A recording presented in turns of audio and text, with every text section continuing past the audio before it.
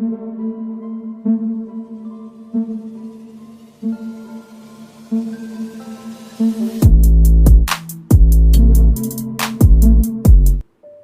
दोस्तों, sky story official में आप सबका स्वागत है।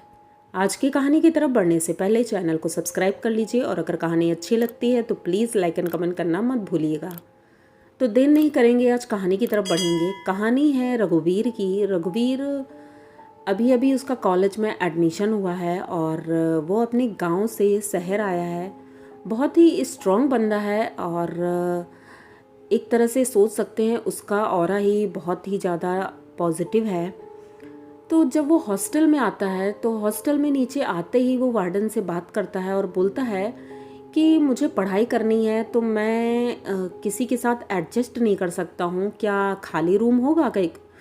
तो वार्डन बोलती है यहाँ पर कोई खाली रूम नहीं है और इस समय तो सारे रूम भी भर चुके हैं, तो मुश्किल है कि तुम्हें खाली रूम मिल जाएगा। अब रघुवीर परेशान होता है और सोचता है कि क्या करें, क्योंकि मुझे तो खाली रूम चाहिए। अगर किसी के साथ रहूँगा तो पढ़ाई मुश्किल हो जाती है। तो बहुत रिक्वेस्ट करता है तो वार्डन बोलता है कि चलो ठीक है, अच्छा एक रूम है, अगर तुम उसमें रह लो तो ठीक है, कोई बात नहीं। तो रघुवीर कहता है कि कैसा भी रूम होगा चलेगा, मैं एडजस्ट कर लूँगा। तो कहता है सोच लो कि अगर तुम रह पाओगे या नहीं रह पाओगे, क्योंकि बाद में मेरे ऊपर ब्लेम मत करना।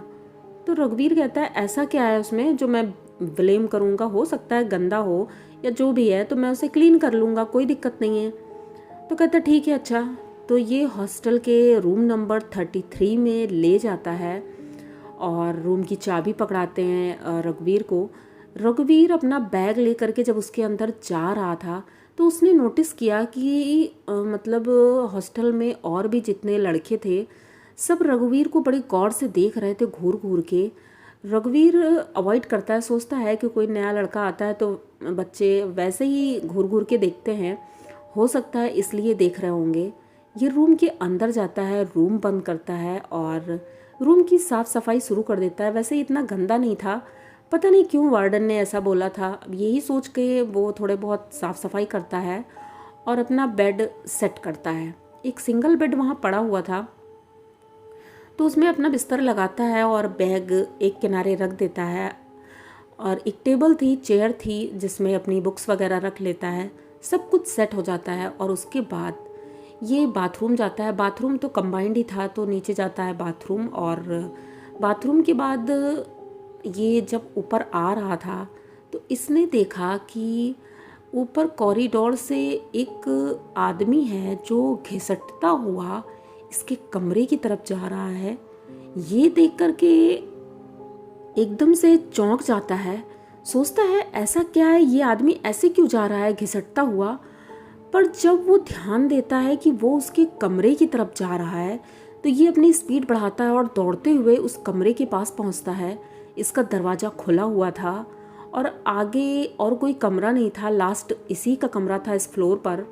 तो इसने नोटिस किया कि वो आदमी जब इधर उधर कहीं गया नहीं है तो हो न हो इसी के कमरे में आया है वो, और दरवाज़ा भी खुला था।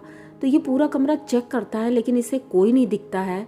जब ये बाहर आता है देखता है तो सारे लड़के उसकी तरफ देख रहे थे। तो ये फिर से अवॉइड करता है और अंदर जाता है। घर से जो खाना लेकर आया था वो खाना निकालता है और जब खाने के लिए बैठता है तो देखता है पूरा खाना सड़ चुका था, एकदम बदबू मार रहा था। पर ऐसे कैसे हो सकता है, खाना कोई ऐसा कुछ था नहीं जो ख़राब हो जाए। तो ये सोचता है कि अब तो आज का खाना भी गया, क्योंकि कैंटीन भी बंद हो चुकी है और घर का खाना भी ख़राब हो गया है। चलो ठीक है, कोई बात नहीं, बिस्किट वगैरह हैं वही खा लेंगे।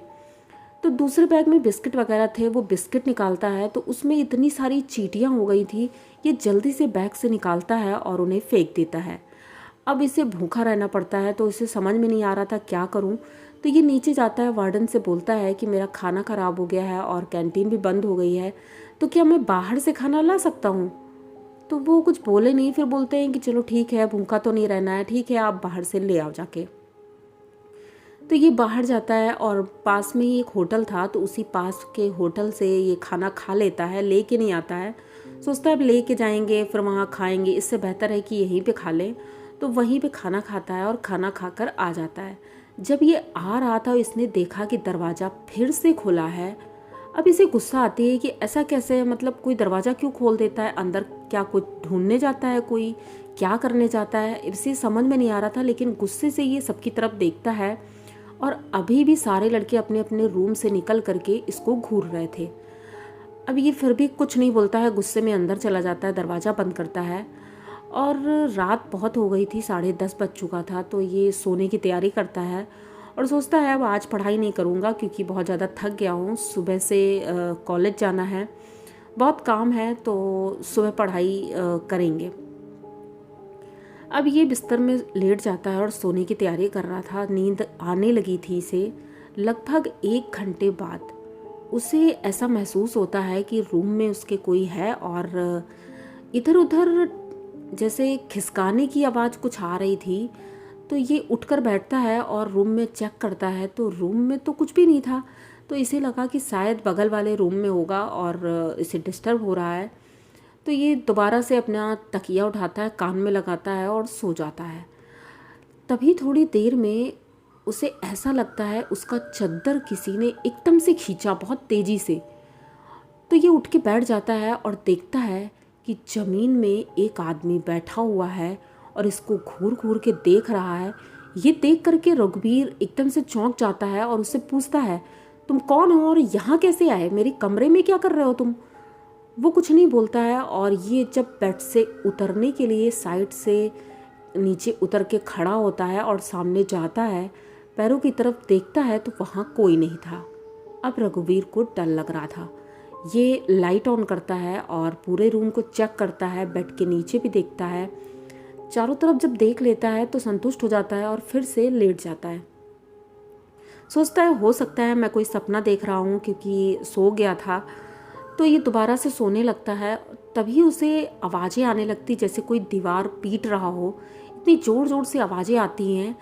तो ये मतलब नींद इसको आ नहीं पा रही थी, इसलिए दरवाज़ा खोल के बाहर निकलता है, बगल वाले रूम में जाता है, उसका दरवाज़ा नॉक करता है और पूछता है कि भाई रात में तुम लोग क्या कर रहे हो, सोने तो दो, डिस्टर्ब हो रहा है। तो वो लोग सो रहे थे, तो वो उठ के आते हैं और बोलते हैं कि अरे भैया हम लोग तो सो रहे हैं, हमें क्यों डिस्टर्ब कर रहे हो। तो वो कहता है फिर रूम में ये आवाज़ कैसी आ रही है दीवार ठोकने की। तो वो लोग कहते हैं मुझे नहीं पता है, ऐसा है तुम अपना देख लो और मुझे सोने दो। अच्छा, ये लोग दरवाज़ा बंद कर लेते हैं और सोने लगते हैं। अब रघुवीर की नींद तो ख़राब हो गई थी, उसे बहुत ज़्यादा गुस्सा लग रही थी। वो अपने रूम में जाता है, फिर से सोने की कोशिश करता है, लेकिन दोबारा से फिर वही होता है। फिर दरवाज़ा कोई नॉक कर रहा है, कहीं कोई खिड़की नॉक कर रहा है। ये इतना ज़्यादा परेशान हो जाता है कि वहाँ से निकलता है बाहर, तो वही आदमी उसे घिसटता हुआ उसी कॉरिडोर में बाहर निकलते हुए दिखाई पड़ता है कि वो सीढ़ियों की तरफ जा रहा है। तो ये दौड़ता है उससे पूछने के लिए आखिर तुम हो कौन और यहाँ क्या कर रहे हो। तभी 1-2 रूम का दरवाज़ा नॉक करता है, लेकिन सारे दरवाजे खुले हुए थे, वहाँ पर कोई नहीं था, सारे रूम खाली पड़े थे। ऐसा कैसे हो सकता है, शाम को तो सारे भरे पड़े थे, सारे लड़के थे, और अभी सब कहाँ चले गए। ये पूरे हॉस्टल में दौड़ता है, सबका दरवाज़ा नॉक करता है, लेकिन सारे रूम खाली पड़े थे।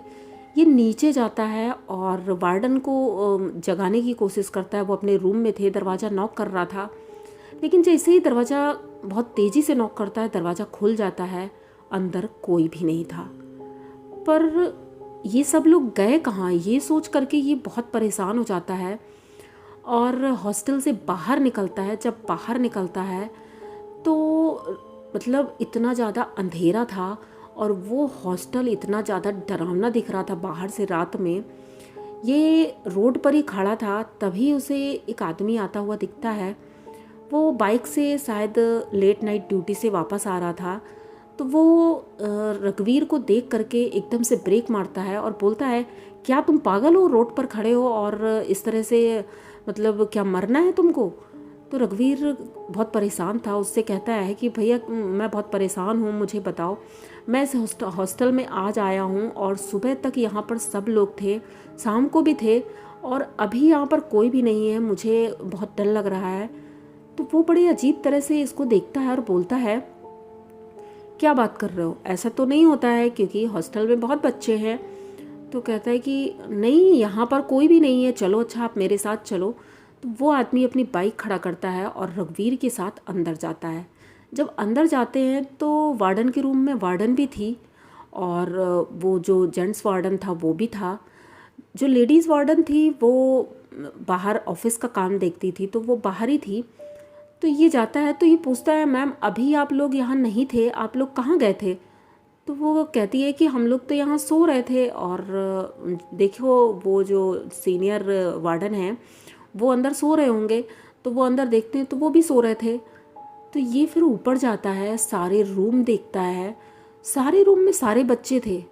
तो अभी जब उसने दरवाज़ा नॉक किया था तब सारे कहाँ चले गए थे, इसे कुछ समझ में नहीं आ रहा था। अब इसका दिमाग ख़राब हो रहा था। उस आदमी से ये थैंक यू बोलता है और उसके बाद वो चला जाता है।